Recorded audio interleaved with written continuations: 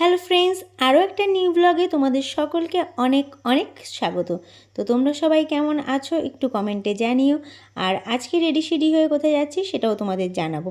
বেশ কয়েকদিন হলো আমি লাইভ করতে পারছি না, শরীরটা সেরকম একটু ভালো যাচ্ছে না, তার জন্য। তো আজকে বাড়ি যাচ্ছি, বাড়িতে মানে বাপের বাড়িতে। কয়েক মাস পরে বাড়ি যাচ্ছি, তাই বাড়ি যাওয়ার আনন্দটা টোটালি আলাদা। মেয়েদের বিয়ে হয়ে যাওয়ার পর বাপের বাড়ি যাওয়াটা যে কতটা আনন্দদায়ক সেটা কিন্তু একটা মেয়েই বুঝতে পারে। আমার শ্বশুরবাড়ি থেকে বাপের বাড়ির ডিস্টেন্সটা বেশি দূর না, আবার অনেকটাই দূর। কি করে বলো তো? মাঝখানে রয়েছে বড় একটা গঙ্গা নদী। এই গঙ্গা নদী পার হলেই কিন্তু আমার বাপের বাড়ি। আস্তে আস্তেই লঞ্চও পেয়ে গেছিলাম। আমাদের নদী পার হয়ে যে যেতে হয় এমন কোনো ব্যাপার না, কিন্তু কল্যাণী হাইওয়ে ধরে গেলেও কিন্তু বাড়িতে যাওয়া যায়, কিন্তু সেই সময়টা অনেকটাই বেশি লাগে তার জন্য। তো বাবন আর আমি বাইকেই এসেছি, আর মাও যেহেতু এসেছে আমার সঙ্গে, মানে শাশুড়ি মা, তাই মা হলো টোটো করে এসেছিলো। তো তিনজনে লঞ্চে বসে গল্প করছিলাম আর এই সুন্দর ওয়েদারটার উপভোগ করছিলাম। এটা কিন্তু শুধুমাত্র গ্রামেই উপভোগ করা যায়। আর আমি ছোট থেকে গ্রামে বড় হয়েছি, তাই গ্রামের পরিবেশটা সব সময় অতুলনীয়, আর সব সময় খুব ভালো লাগে। তো লঞ্চ পার হয়ে গেছি, এবার লঞ্চ পার হয়ে গ্রামের রাস্তা দিয়ে বাড়ির দিকে যাচ্ছি।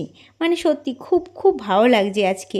অনেকটা দিন পর বাড়িতে যাওয়ার আনন্দ, নিজের গ্রামের রাস্তা দিয়ে যাওয়া সত্যি খুব ভালো লাগছিল। আর এই যে চলে এসেছি বাড়ির কাছাকাছি, এটা হলো স্কুল মাঠ। যে স্কুলটা দেখতে পারছো, এই স্কুলটা হলো আমাদের স্কুল, মিলনগড় যতীন্দ্রমোহন শিক্ষানিকেতন। ক্লাস 5 থেকে 10 পর্যন্ত এই স্কুলেই পড়াশোনা করেছি, আর তার পাশেই ছিল প্রাইমারি স্কুল। এখানে ক্লাস 1 থেকে 4 পর্যন্ত পড়াশোনা করেছি। তো বাড়ির কাছাকাছি চলে এসেছি। তো মাই ফার্স্টে যাচ্ছিল, মানে শাশুড়ি মা। মা ডাকছিল আমার মাকে, মা কোথায়? তো আমার মা পুজো দিচ্ছিল, আর বাবন অলরেডি চলে গেছে। আর এই দিকে বড়দি রান্না করছে। তো আমার বড়দি আর ছোদ্দি এখানে থাকে না, ওরা বাইরে থাকে, জিজুদের ওখানেই জব বলে। বড়দি পুনেতে থাকে আর ছোদ্দি সুরাটে থাকে। তো দুই বাবু এসেছে, দুই দিদির ছেলে। তো আমরা এসেছি বলে দিদি আজকে রান্না করছে বিরিয়ানি। তো ঘরের ভেতরে চলো যাই। এই যে দুই বাবু আম খাচ্ছে, গাছ পাকা আম। তো এটা বড় বাবু আর ছোট বাবু, দুজনে আম খেতে ব্যস্ত।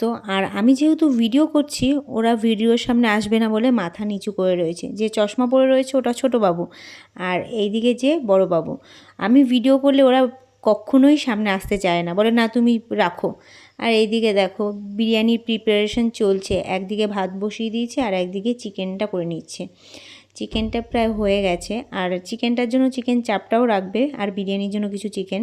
তো দিদি খুব সুন্দর বিরিয়ানি করে। তো আজকে কীরকম করছে না করছে সমস্যাই কিন্তু তোমাদের টেস্ট করে বলবো যে কেমন হয়েছে।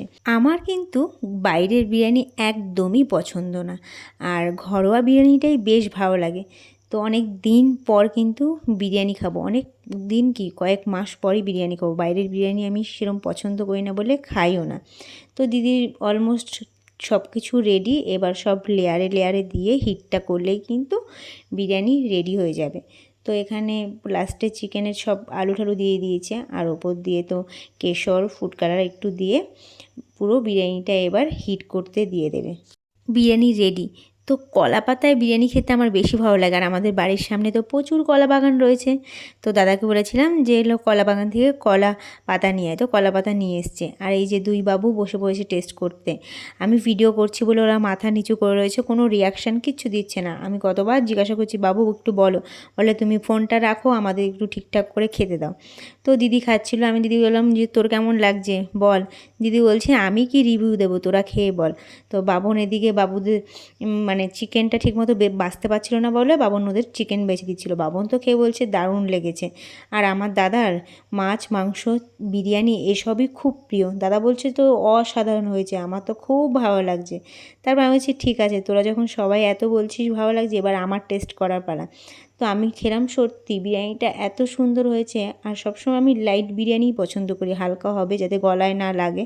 তো অনেকটা বিরিয়ানি খেয়েছিলাম, খুব টেস্টি। আর রায়তার সঙ্গে বিরিয়ানি জাস্ট অসাধারণ লাগে। তোমাদের কার কেমন লাগে কমেন্টে কিন্তু অবশ্যই জানিও। আর এই যে দু মা খেতে বসেছে।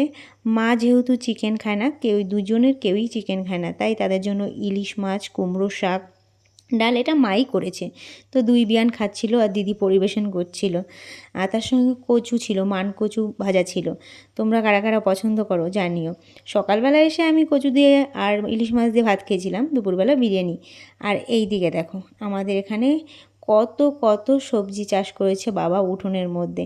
দেখো কত কারকোল হয়েছে, চারিদিকটা কি ভালো লাগছে। সত্যি গ্রামের পরিবেশ সবসময় অসাধারণ। তো বন্ধুরা, আজকের ব্লগটা আমি এখানেই শেষ করলাম। ব্লগটা কেমন লাগলো অবশ্যই কিন্তু কমেন্টে জানিও। নেক্সট ব্লগ নিয়ে খুব শীঘ্রই তোমাদের সামনে আসছি। টাটা।